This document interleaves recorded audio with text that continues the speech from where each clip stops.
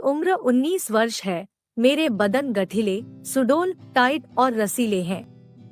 मेरी एक बड़ी बहन है, उनका नाम कविता है। उनकी शादी हो चुकी है। मेरे दीदी के ससुराल में दीदी के पति रमेश और उनका छोटा भाई सुजीत, सास और ससुर रहते हैं। मैं 3 महीने पहले दीदी के ससुराल गई थी। जब मैं दीदी के घर गई तो दीदी ने मेरी पहचान करवाई। उन सभी में सुजीत भी एक था। सुजीत बहुत स्मार्ट और तगड़ा था। मैं तो उसे तभी से पसंद करती हूँ जब दीदी की शादी हुई थी। सुजीत की उम्र लगभग 20 वर्ष होगी। मेरी सुजीत से दोस्ती की बहुत इच्छा थी। मैं सोचती थी कि ये पूरी होगी भी या नहीं। मेरा पहला दिन था दीदी के घर। सभी लोग मेरी बहुत इज्जत कर रहे थे। शाम का समय था। मैं छत पर घूमने के लिए आई थी। मैंने देखा कि सुजीत पहले से ही छत पर बैठा था। मैंने सोचा कि क्या करूं, सुजीत से बात करूं या ना करूं। मैं छत से नीचे चली आई। मुझे नीचे आते देख दीदी ने पूछा क्या हुआ। मैंने सिर हिलाते हुए कहा कि कुछ नहीं, छत पर सुजीत बैठा है इसलिए मैं चली आई। दीदी ने कहा शर्मा क्यों रही हो, जाओ उससे ही बातें करो, तुम्हारा भी टाइम पास हो जाएगा और सुजीत का भी। दीदी की बात को मानकर मैं फिर से छत पर आई तो सुजीत ने मुस्कुराते हुए कहा आइए बैठिए। मैं उसके बगल वाली कुर्सी पर बैठ गई। मैं तो उससे बातें करना चाहती ही थी, लेकिन समझ नहीं आ रहा था कि कहां से शुरू करूं। मैं सोच ही रही थी कि सुजीत ने पूछा कि मैं क्या कर रही हूँ पढ़ाई में। BSc कर रही हूँ, मैंने उत्तर दिया। फिर मैंने भी पूछा तुम क्या कर रहे हो, तो सुजीत ने कहा कि मैं तैयारी कर रहा हूँ SSC की। बस कोई एग्जाम पास करके गवर्नमेंट जॉब ले लेना है। हम बातें कर रहे थे, लेकिन दीदी ने मुझे थोड़ी देर में बुला लिया। मैं नीचे चली आई। दीदी आपने बुलाया है? मैंने पूछा हाँ बुलाया है, थोड़ी मदद कर मेरी खाना बनाने में, दीदी ने कहा। मैंने दीदी की मदद की खाना बनाने में, लेकिन मेरे दिमाग में यही चल रहा था कि कैसे मैं सुजीत के करीब जाऊं और उससे मुझे दोस्ती का मौका कब मिलेगा।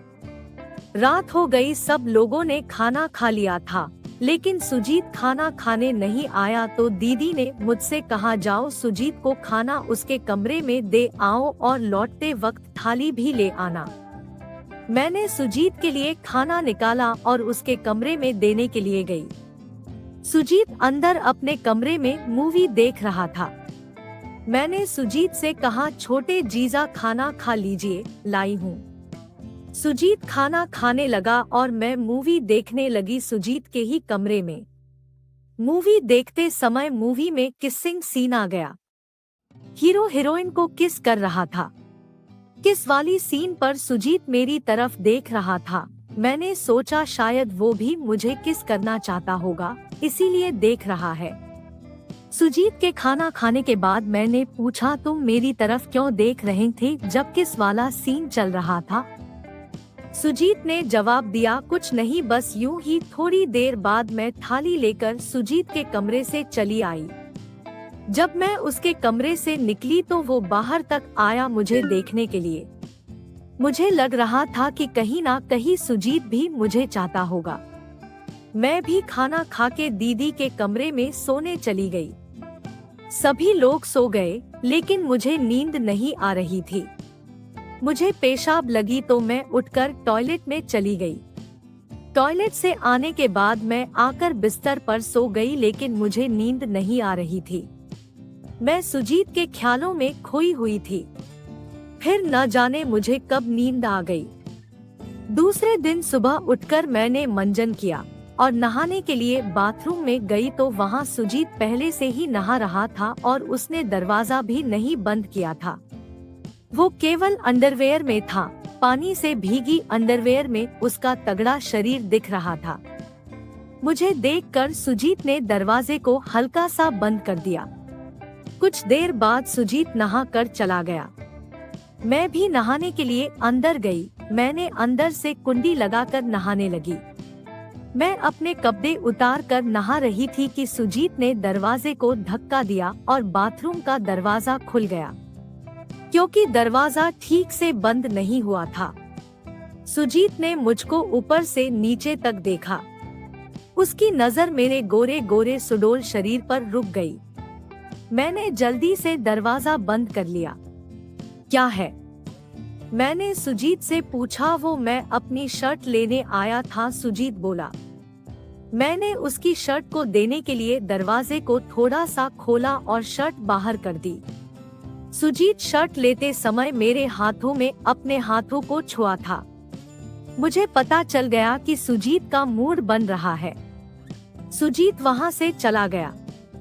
थोड़ी देर बाद जब मैं नहा के बाहर आई तो सुजीत एक किनारे खड़े होकर मुझे ताड़ रहा था।